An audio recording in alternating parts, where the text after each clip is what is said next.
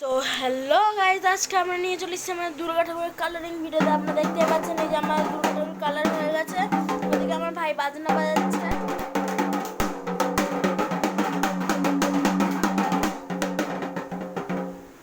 তো গাইজ, আমরা এখন আপনাদের একটু বলতে চাইছি, আমরা কিছুক্ষণ ধরে কথা বলবো না।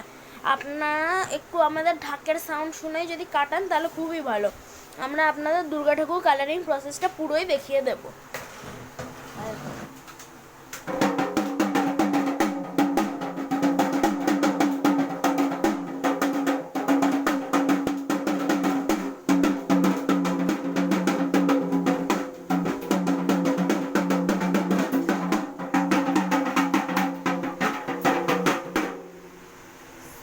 আমার ভাই এখন একটু ধরে রাখবে এই মোবাইলটা, আপনারা যাতে দেখতে পারেন আমাদের কালারিং প্রসেসটা।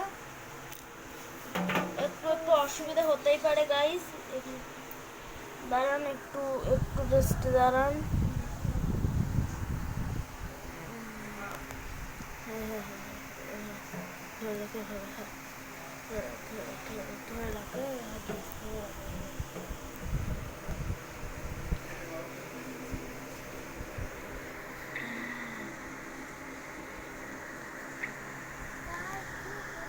গাইজ একটু প্রবলেম হতেই পারে, কারণ আমাদের ভাই তো এখন ছোট, তেমন বোঝে না কি করে ধরতে হয়।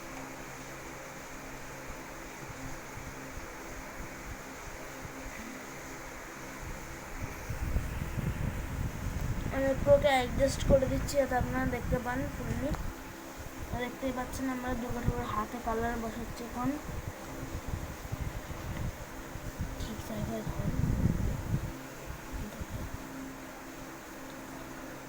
কালার বসাচ্ছি।